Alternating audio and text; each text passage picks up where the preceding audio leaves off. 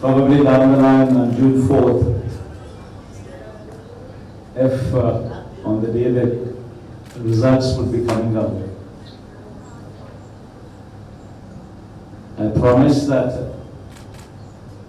this results would ensure that the whole country would stand up and look towards Andhra Pradesh.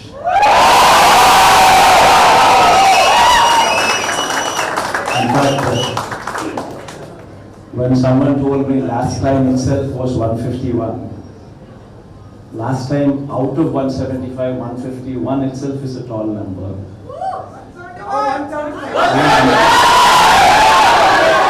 And someone told me 22 out of 25 itself is a tall number.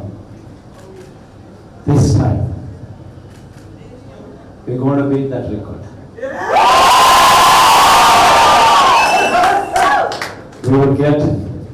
We will surpass 151, we will surpass 200.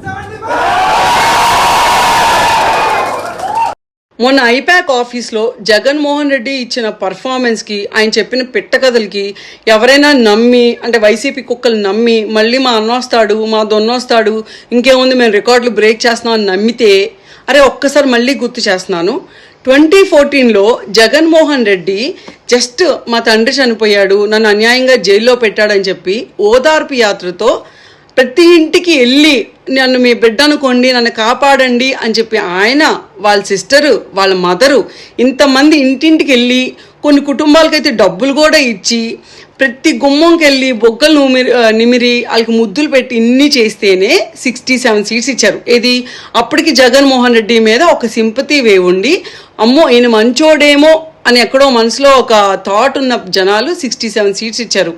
ఈ 5 ఏళ్ళు పాలన చూసి ఈ జగన్మోహన్ రెడ్డి ఈ sympathy face వెనకాల ఒక మృగం ఉంది, ఒక ఉన్మాదున్నాడు, వస్తే రాష్ట్రాన్ని ఏ రకంగా నాశనం చేస్తాడో స్వయంగా చూశారు, అనుభవించారు కూడా ఆ కష్టాన్ని. ఒకళ్ళు ఆళ్ళు ఈళ్ళు అని కాకుండా చిన్న సైజ్ కార్మికుల నుంచి పెద్ద పెద్ద బిజినెస్లు చేసుకునే బిజినెస్ మ్యాన్ వరకు, కాంట్రాక్టర్స్ వరకు, రియాలిటర్స్ వరకు ప్రతి ఒక్కళ్ళు పడని కష్టం లేదు, తిట్టుకోనోడు లేడు, ఇబ్బంది పడినోడు లేరు. గుండెల మీద చేసుకొని చెప్పండి ఎంతమంది ఇబ్బంది పడ్డారో. అంటే వీళ్ళందరూ కసిగా వచ్చి ఓటేసినా సరే మీకు ఓట్లు వస్తాయని చెప్పి అనుకోవటం, ఇది సొంత చెల్లి, సొంత తల్లి బయటకు వచ్చి మా అన్నయ్యే మా బాబాయిని చంపారు, వీడికి ఓటు వెయ్యొద్దు, ఇది ఒక దుర్మార్గపు పార్టీ అని చెప్పి వాళ్ళే స్వయంగా చెప్తున్నారు. ప్రజలు అనుభవించారు మీ ఇబ్బందులన్నింటినీ. ఇంత జరిగాక కూడా ఇంకా మేమేం వస్తామో, మా సీట్లు పెరుగుతాయి 150 కన్నా, అరే రాసి పెట్టుకోండి, ఆ రోజే 67 వచ్చినాయి కదా, అక్కడి నుంచి మీ కౌంట్ డౌన్ షురు కిందకి వెళ్తుంది. సో రాసి పెట్టుకొని దేవుణ్ణి ప్రార్థించండి, అన్నయ్య కనీసం ఒక 20-30 సీట్లు ఇచ్చి అసెంబ్లీలో ఉంచుకుంటే కనీసం అపోజిషన్ హోదా అయినా వచ్చింది ప్లీజ్ అని చెప్పి దేవుణ్ణి ప్రార్థించుకోండి.